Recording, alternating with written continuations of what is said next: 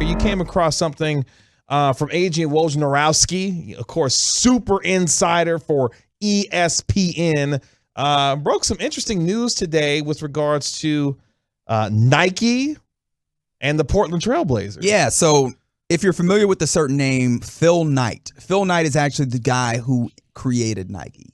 He is the godfather of Nike. He made a lot of money, as you might imagine, if you're familiar with the Nike brand, which you are. I'm not even going to assume that you might be. Like, you definitely are familiar with the brand Nike. So Phil Knight's got a lot of money. Yeah, movies coming out about him, actually. Yeah, he's got a lot of money. And apparently, per Adrian Wojnarowski, this is the tweet verbatim. Nike founder Phil Knight and Dodgers co-owner Alan Smolinski have made a $2 billion plus written offer to purchase the Portland Trailblazers, sources tell ESPN. Discussions are ongoing with the Paul Allen Trust that's overseeing ownership of the team. Story soon.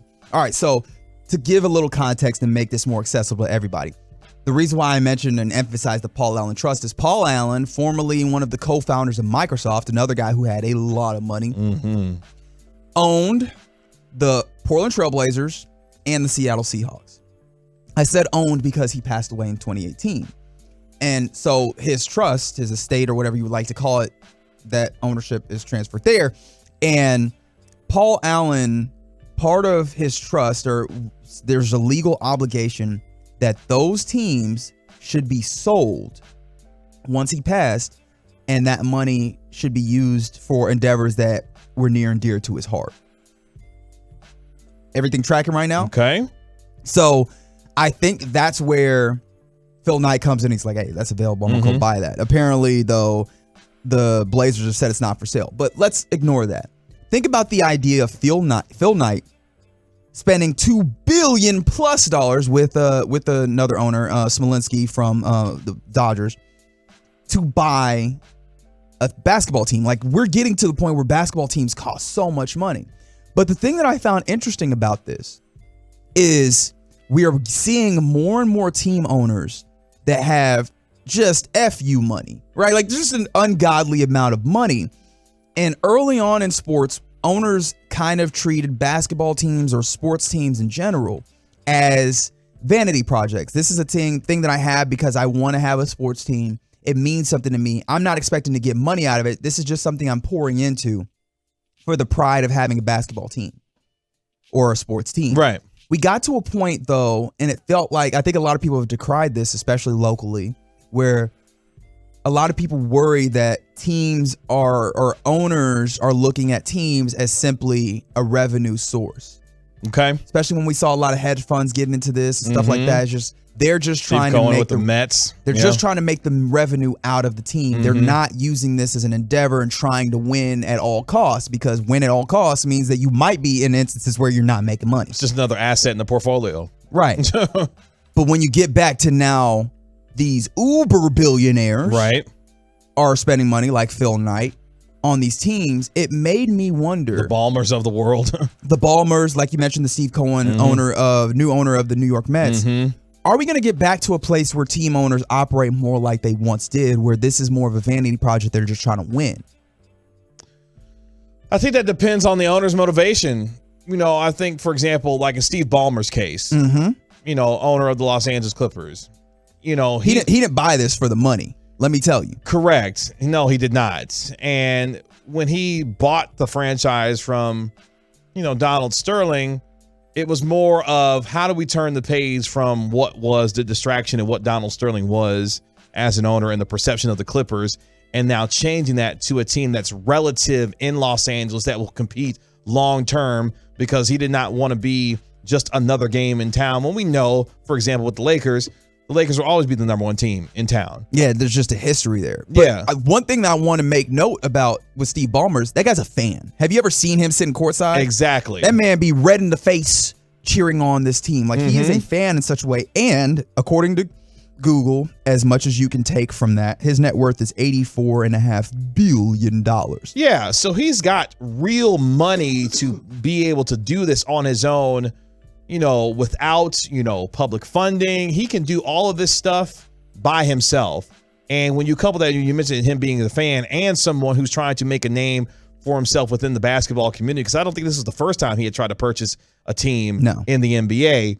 And now finally having that opportunity, I think for each owner, it depends on what their interests are and how profitable not only they want to make the team, but how much winning they want to actually do, because that's something that's part of the motivation of owning said club. But when you're putting up $2 billion, I don't think you do that to lose. No. And I think that's what I'm getting at. Like Steve Ballmer, you could look at this. The Los Angeles Clippers, they are in the tax for next season.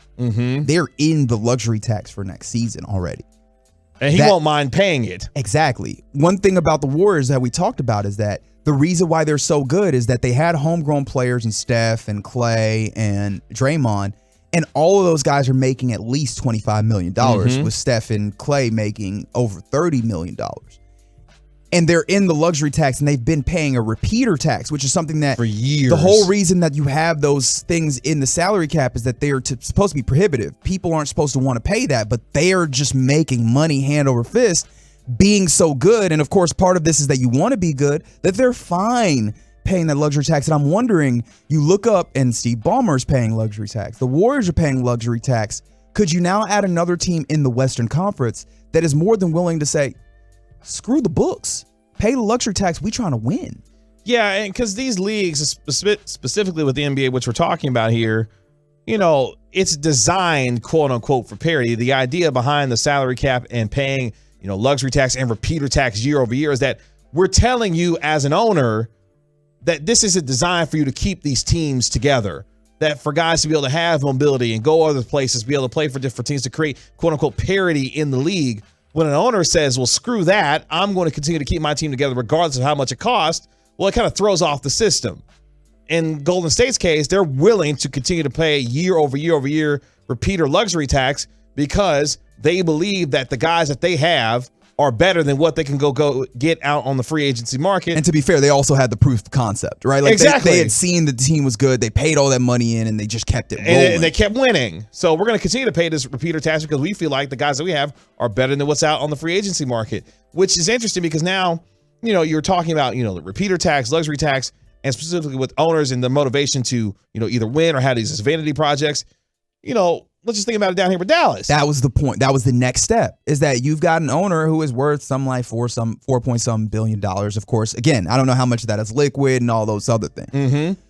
But it doesn't seem like he's been paying luxury tax, but he hasn't paid luxury tax in a decade. I'm wondering, is he going to get to a place where he has to? Because we're looking at the Western Conference, and you've got the Warriors, and you've got the Clippers, and you've got the Timberwolves who are young and getting better, and you've got the Grizzlies who are young and getting better, and you've got the Pelicans who are young and getting better and also getting their star player back, and maybe that works and maybe it doesn't. You've got the Lakers who still have really good players even though they're old, and if they could put some together, right? Like you're just looking at a Western Conference that is chock full of really good teams, and we've been talking about this Mavs team and how you get back to the Western Conference Finals and beyond, and I'm starting to wonder how much you're just going to need to put the money in and like put your head down. I'm wondering if that might be some of the answer here. And I think the answer will have to be yes, because what Luka Doncic has done to open up this window maybe a year ahead of schedule for the Mavericks is that now you're in a position, if you're Mark Cuban, how do I keep this going for multiple years? And how do I get myself and my team financially in a position to be able to acquire the kind of talent that I feel like will keep that window open? And guess what? Based on the competitiveness of the West, you're going to have to be in the luxury tax. Hell, you're about to be in it for a good while here because you just paid Doncic. You're about to play, presumably, Jalen Brunson. You're about to have a $300 million plus backcourt. And we haven't talked about adding anyone else in free agency yet.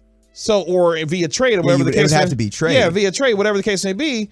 So, yeah, this team will have to be paying significant money for several years because, one, they haven't drafted well in the past to be able to even have young, cheap talent to be able to take advantage of. And now you've got a window open that you've got to surround this superstar with the kinds of players to keep that window open for years to come. And I'm also wondering if you can learn anything from these teams that are willing to pay this luxury tax, because it feels like that's, again, where somewhat similar to where this Mavs team is. Of course, the Warriors had a core group that they built in-house, and maybe you can say that's similar. But we were just looking at their salary cap bill. And the third highest paid player on that team is actually Andrew Wiggins, who is probably like their fourth best player. He's basically become a really good role player as opposed to being, making $31.5 million. And I'm wondering if you're just going to have to be in a place where, yes, we will take your overpaid player who you want to get off that money, but we will take him and value that play regardless of the pay because we are willing to pay the luxury tax to get better. Right? Like, I wonder if that's the way you add the talent to this team, where you go, the market inefficiency is this guy's paid too much. He's good, but not as good as what his salary is, and that team probably can't afford to pay him. But here, we can because we're in on the idea that we're just going to pay out the wazoo anyways for the chance to win. And maybe this gets to be a little bit easier conversation going forward too, because the league, is trying to aim for a new television deal that would be worth $75 billion, which could lead to larger increases in the salary cap. Now, the deal that they previously had, the television deal was $24 billion. So we're talking about significant increase in how teams can go about possibly building their rosters going forward, because there's going to be significantly more money when this new television deal comes around. So I think for teams that are already in, the tax, the luxury tax, and paying repeater tax, it won't be nearly as bad as, hopefully for them, the salary cap goes up with the new television deal. The fact of the matter is, for an owner that has 80-something or owner that has 40-something million or $1 billion rather, it doesn't matter if it's bad or not. It seems like they are committed on if they want to do it. And I guess I need to look around the league to see what kind of the average owner or governor in the NBA has money-wise. But I think this is the question for Mark Cuban is, it seems like if you really want to play with the big boys, you might have to spend luxury tax. You might have to spend more than what it's technically worth to get the squeeze that you want. Quickly, what this is reminding me of? The arms race that we saw this year in NFL free agency and offseason, particularly in the AFC. That's a great comparison. Like, the arms race that is about to ensue to me in the Western Conference is similar to what we just saw this offseason in the NFL, because you mentioned it, all these teams that are as good as they are and getting healthier coming back, you're going to have to eventually participate in an arms race in order to keep up with winning, especially in the West in the NBA. I think that's what we're getting at here, is that the arms race now is going to be huge, trying to acquire these stars, because salaries are going to continue to increase.